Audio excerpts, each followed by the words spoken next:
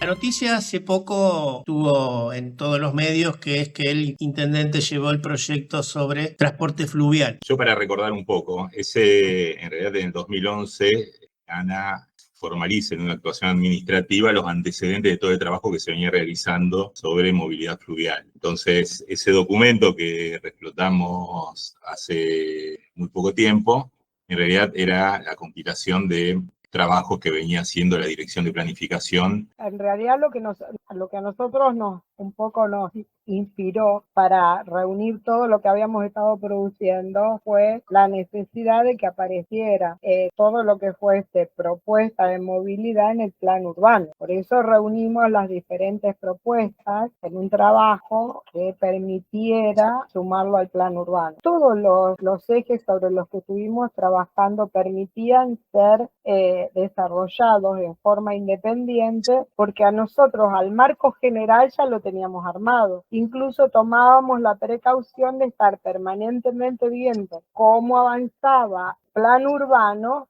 para ver que en sí, que habían sido los disparadores, siguieran teniendo vigencia. Nosotros nos encontramos con una situación del servicio fluvial histórico que existió entre lo que es Alto Verde y lo que conocemos en la ciudad como Puerto Piojo, que sería más o menos a la altura de calle Juan de Garay, había quedado a medio camino un préstamo para poder cambiar las embarcaciones por unas más modernas y también tratar de mínimamente exigir requisitos a los boteros y más o menos hacer un intento de regulación o de supervisión. Es decir, que cuando nosotros empezamos a trabajar juntos, no estaba concretado este proyecto. Entonces, cuando lo tomamos, sin abandonar ese proceso, tratamos de tener una visión un poco más amplia, sobre todo porque la ciudad está limitada casi totalmente por agua, el salado, el sistema Paraná-Setúbal, toda la región de la costa que realmente permite vincular, y de hecho así se ha hecho históricamente, vincular a los vecinos y algunas actividades especiales por transporte fluvial. Vamos a lo primero. El antecedente es Alto Verde, Puerto Piojo, Los Boteros es reconocido en Santa Fe. Sergio, vos tuviste incluso charla con Los Boteros en su momento por algunas cuestiones que habían pasado en su momento, las posibles regulaciones de ese servicio. Terminó siendo turístico, porque creo que se reguló turísticamente, digamos, no se reguló como movilidad, no se reguló como medio de movilidad. Pero ¿qué recordás de esa época, Sergio?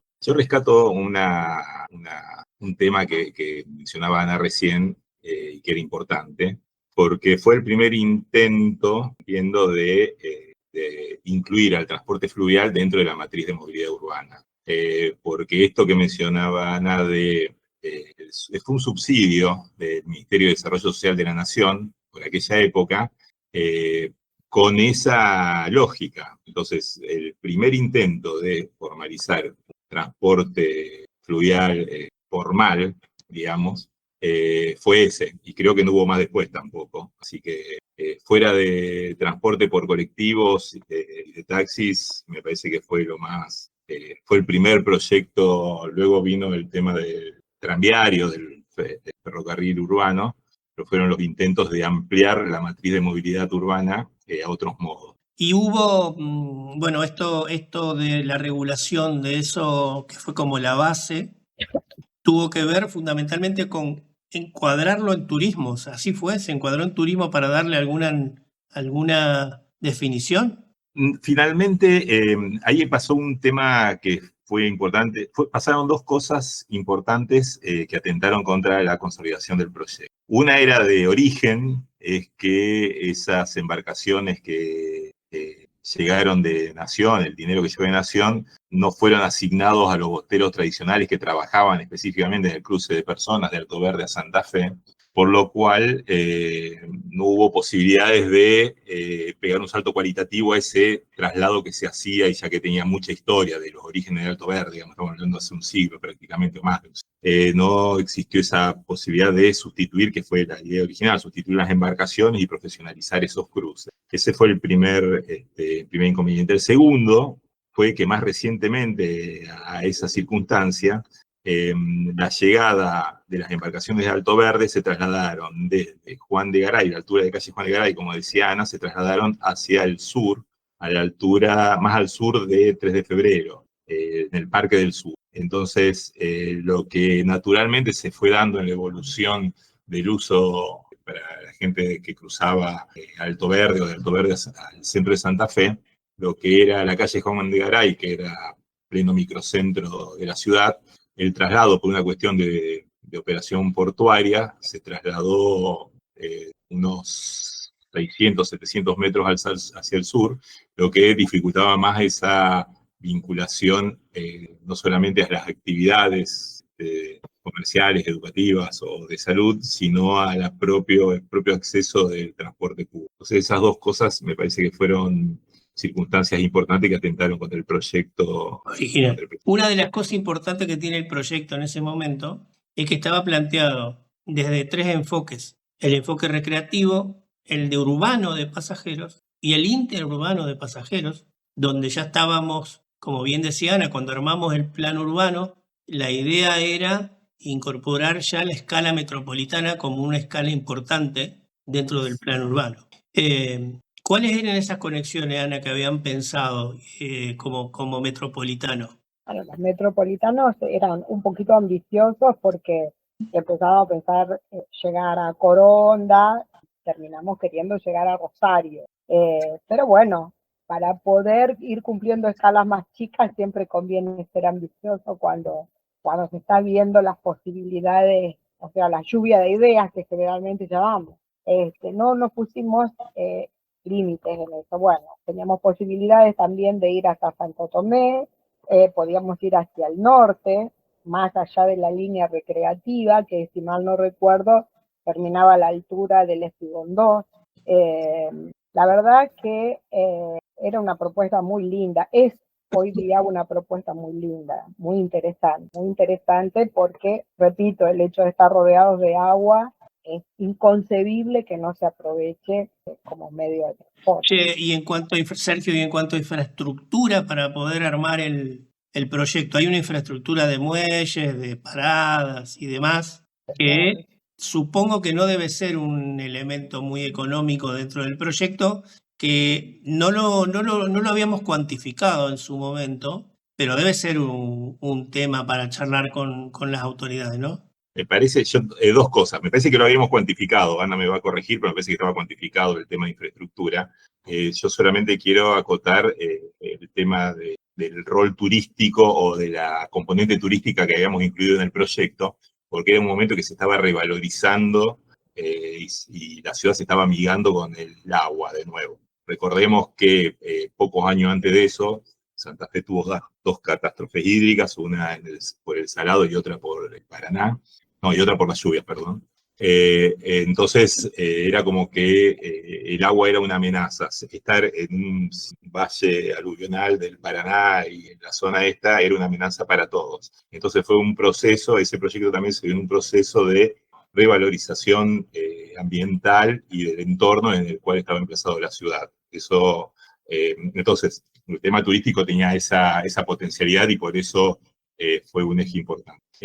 Creo que el tema de infraestructura estaba contemplado, Ana, después podés ampliar si querés, y Laura estuvo trabajando en eso ahora también, en el tema de cuantificar o de identificar obras civiles para también cuantificar monetariamente. Sí, tiene que ver un poco con el tamaño de la embarcación. Nosotros tuvimos una reunión con prefectura y va a depender mucho las condiciones que debe cumplir de acuerdo a la cantidad de pasajeros y a la funcionalidad que vaya a tener. Y eso, Laura, es una definición que excede al organismo regulador, que tiene más que ver con prefectura, con Exacto. los canales, Sí. con qué tiene que ver eso. Debería aprobarlo prefectura, Bien. por lo cual hay normativa que hay que estudiar y que hay que relevar puntillosamente para que luego de que esté la construcción hecha, ellos certifiquen que está habilitada y que sea segura para el ascenso y descenso de pasajeros, que tiene que considerar personas con movilidad reducida, Claro. niños, todo tipo de pasajeros, ¿no? Claro. Y el organismo que debería intervenir, digo, para todos, ya no digamos uno solo, pero para todo lo que estamos, para mí tiene que ser el ECAM, el órgano que debería coordinar este tipo de proyectos, fundamentalmente porque es el que tiene contacto con cada una de las localidades que interviene y debería ser el promotor de estas discusiones, ¿no? Exacto. Al pensarse de manera metropolitana, yo creo que sí, que es fundamental. Sí, por ahí ir con una propuesta, digamos, ya más cerrada para cada una de las localidades y ver en cada punto qué estación o si es preferible hacer un pontón o un muelle, Claro. de acuerdo al lugar donde esté fijado el punto de ascenso y descenso. Antes de volver a darle la palabra a Ana, que tiene varias cosas para decir, recuerdo, haciendo mención a esto que decía José, en la primera reunión que tuve con el que iba a ser secretario de Planeamiento Urbano, el arquitecto Navarro, Apagalo. charlábamos Está prendida, ¿no? sobre la propuesta o las ideas a desarrollar en la Secretaría, en la Subsecretaría de Transporte, y le decía que en una ciudad como Santa Fe, el transporte, la movilidad se analiza, se planifica y se ejecuta en escala metropolitana o se fracasa. Así que eso creo, sigo considerando lo mismo, condiciones siguen siendo iguales, o la visión, la perspectiva, la ampliación a escala metropolitana, o nos vamos a quedar siempre a mitad de camino. Perfecto, y lo último ya para ir cerrando. ¿Qué grado de certeza tenemos que esto pueda empezar a trabajarse en el corto plazo? Sí, nosotros estamos empezando a trabajarlo. La idea ahora es empezar a cuantificar tanto lo que es la construcción de las embarcaciones, de qué forma adaptarlas para que sea una energía renovable, que no genere ruido, que no genere contaminación, bajo impacto ambiental, y en ese sentido poder cuantificar o establecer una tarifa, analizar las velocidades también de circulación como para que sea conveniente, y yo creo que en la medida en la que genere un beneficio para el usuario, tanto en valores económicos como en tiempos, tiene una alta posibilidad de que sea efectivo, ¿no? Bien. Tiene que convenir al pasajero. Ana, ¿y había alguna estimación de cuánto duraba un viaje? Por ejemplo, ¿se habían hecho alguna estimación de, por ejemplo, cuánto sería el viaje de Santa Fe, Santo Tomé o Sauce Viejo? No recuerdo que hayamos trabajado con esos tiempos porque tampoco estaban absolutamente definidas el tipo de embarcaciones. Incluso lo más seguro es que cuando llegue el momento no sean de un diseño uniforme, sino que según la longitud de los tramos y la cantidad de pasajeros revisan distintas características. Yo no recuerdo que hayamos trabajado con tiempo de desplazamiento. De todos modos, recién cuando estaban hablando de lo que significa el costo-beneficio, también hay que tener en cuenta el tiempo que puede ahorrar el peatón hasta llegar hasta la parada de otra modalidad de transporte, eso por un lado, que bueno, eventualmente en días de lluvia la tendría que volver a utilizar. Lo que se ahorra en contaminación. Yo calculo que un usuario diario de transporte fluvial, considerando que en general gozamos de buen clima, debe tener sobre la salud un impacto más benéfico que el andar por las calles. Y por otra parte, ayudarían, nosotros siempre veíamos que la mayor actividad en la ciudad se da justamente cuando la planta urbana se hace más pequeña. O sea que todo movimiento vehicular que nosotros disminuyéramos sería beneficioso para todos los conflictos de tránsito que hay hoy día, como la falta de lugares para estacionamiento, como los tiempos de paso de los semáforos. Es decir, llega un momento que los beneficios exceden más allá del subsistema en sí. Es mi opinión, es mi punto de vista.